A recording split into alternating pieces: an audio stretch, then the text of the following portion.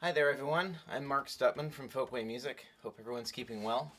I thought I'd do a little show and tell today about Kel Kroydon guitars built by Gibson in the early 30s and compare them to Gibson guitar built by Gibson in the early 30s and try to maybe dispel some of the myths about Gibson and Kel and put some sort of first-hand, first-person perspective on what these guitars are about and how they differ. I've got two Kels here. This one is their typical Kel Kroydon. It's not yet finished. I can't play it for you, but this is somewhere around 9650 in the factory order number range. It's one of the super lightly built Kels that people talk about, and has paper thin bridge plate and tiny braces and a very light top.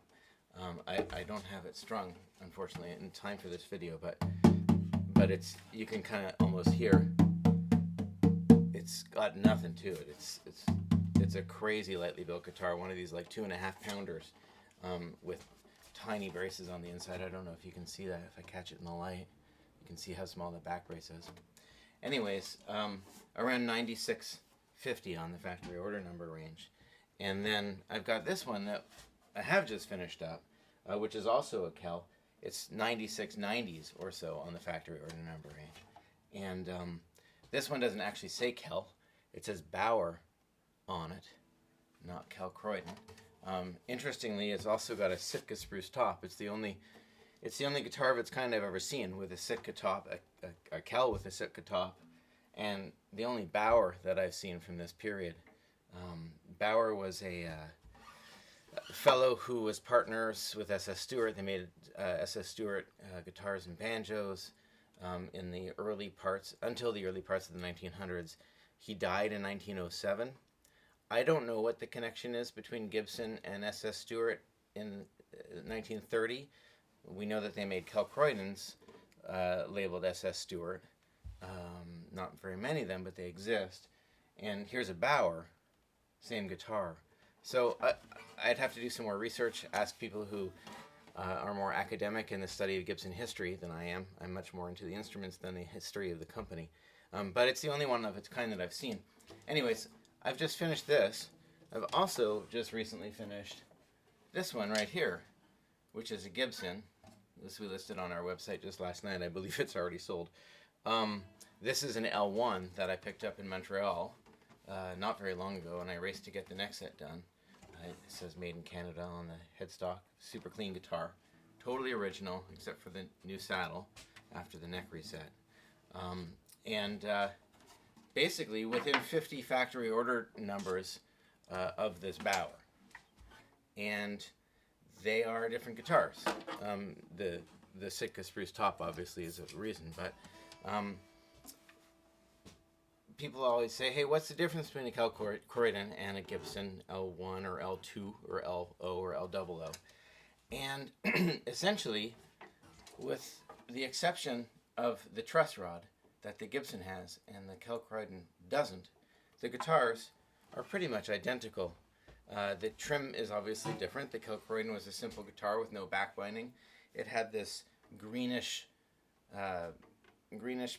brown back and side finish, sort of like the Argentine gray finish on a Gold Sparkle L2. Has the different headstock. But for all intents and purposes, they are the same guitar. They have the same kind of bridge, the same rosette, usually the same top if it wasn't a Sitka, the same necks as well. But Kels have this reputation of being these super light guitars, and L2s also have the reputation of being a super light guitar, but L1s and LOOs don't. And well, was that because Gibson intentionally made their L2s more lightly braced with these thin bridge plates and tiny braces? Well, if they did to their second fanciest flat top, why would they do that to their off-branded cheapest flat top, which really was the same guitar except for the truss rod? It doesn't make any sense that the Kels should be famous for that lightweight, super light Gossamer build, and the L2s as well. I'm sorry I don't have an L2 to show you here. And with a little bit of digging, it can all make a lot of sense. Basically, a lot of Kels and a lot of L2s were built in the 9600 factory order number range, 96 to 9715 or something like that. In that 9600s range, you won't find an LO or an L1. They didn't make any. You only find L2s, Nick Lucas's, Kel Kroydons, the Recording King Nick Lucas's, the SS Stewart Kels. You find all those off-brand guitars as well as the L2s and the Nicks. But you don't find any L1s or LOs. They hadn't yet released the LOO yet at that point. And so really what you're seeing is not so much the difference between a Kel Kroydon and a Gibson. You're seeing the differences between Gibsons and Gibsons, and specifically Gibsons made in the 9600s versus Gibsons made in the 95s or 97s.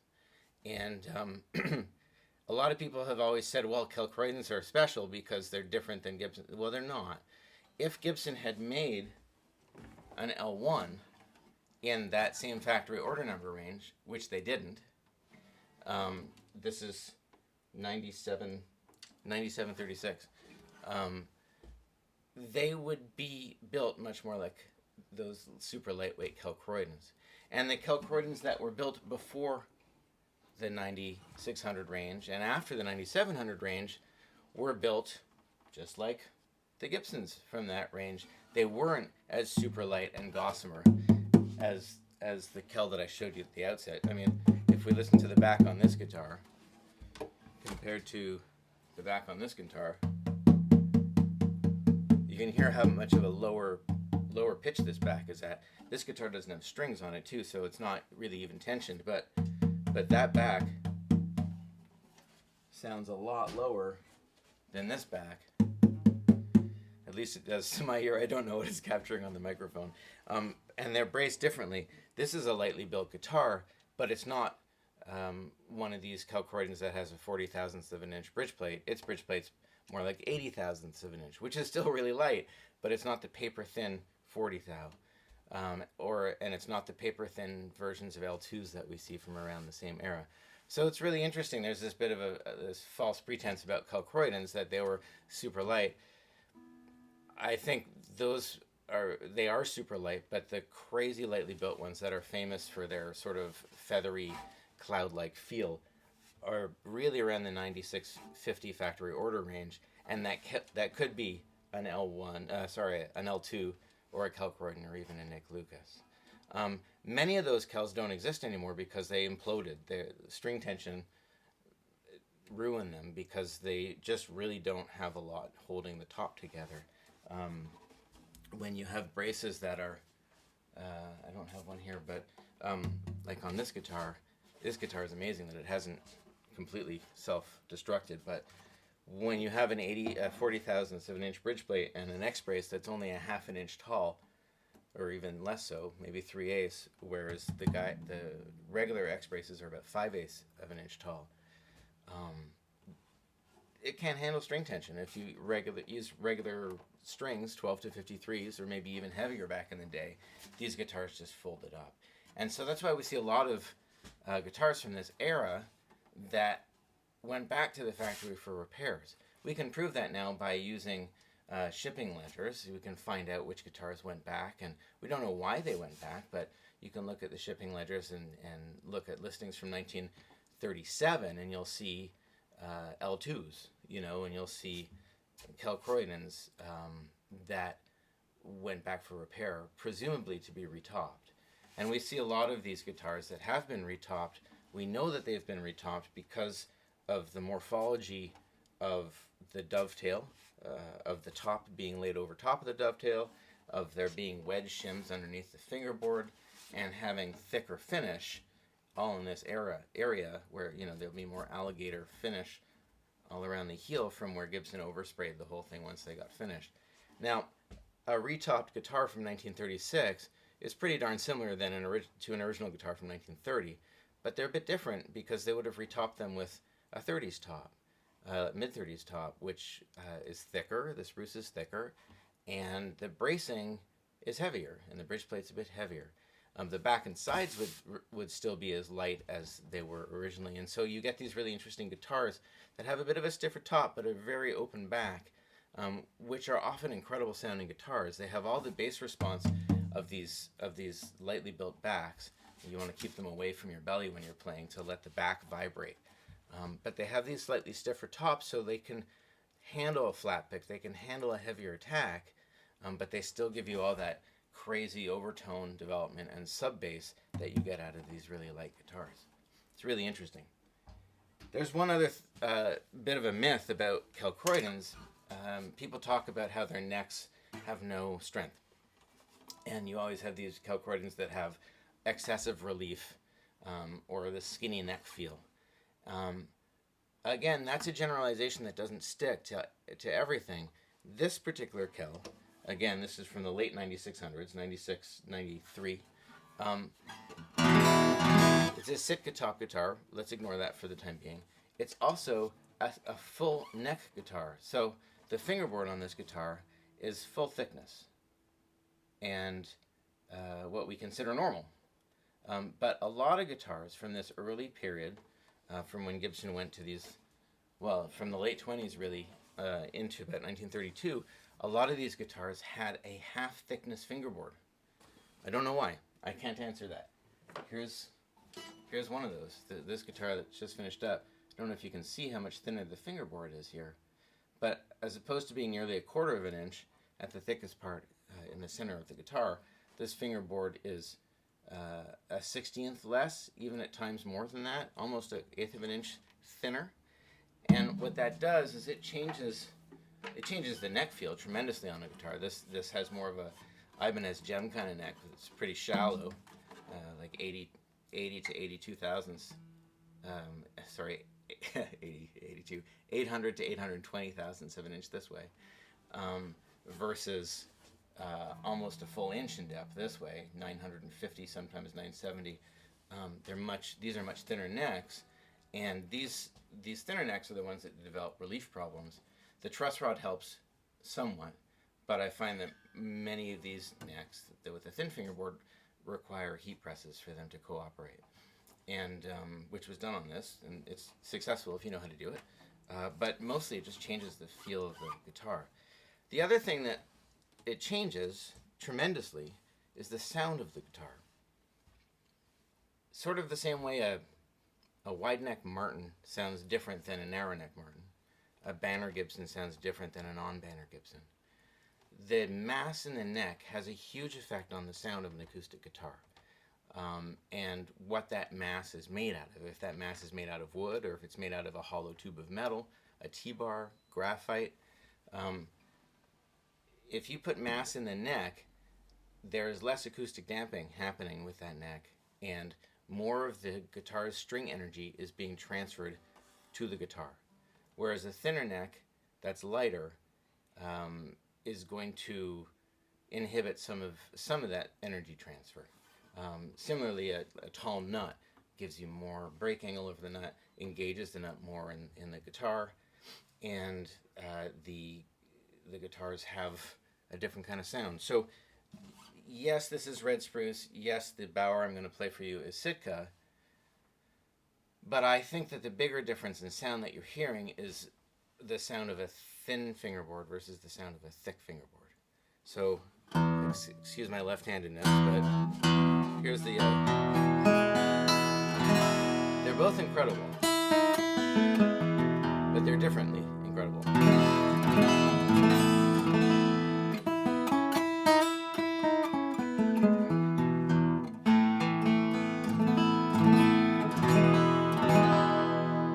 Great guitar, but slightly different than this one.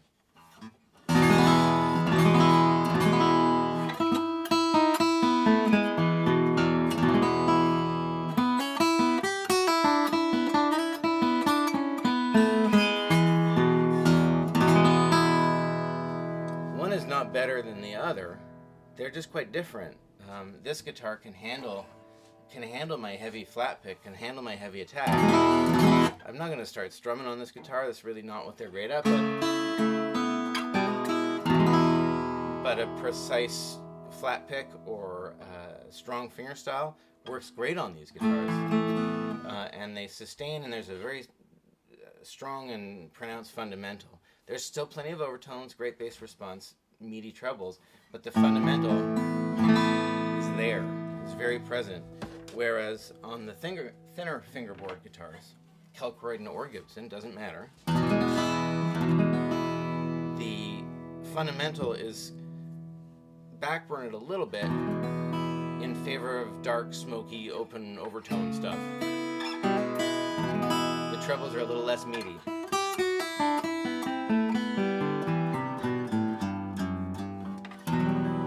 They're more classical, more smoky. I used smoky already, but I don't want to use the word dainty, but they're a lighter touch kind of guitar. And that's Gibson or Kel Kroydon. It's any thinner fingerboard instrument. And so some of the best guitars that I've played from this era of these early 30 Gibsons are these very lightly built L's that happen to have the light bracing of that mid 9600 range and that thick fingerboard. You get the best of all worlds. The lack of truss rod in a Kel is going to increase its overtone development and take away some fundamental.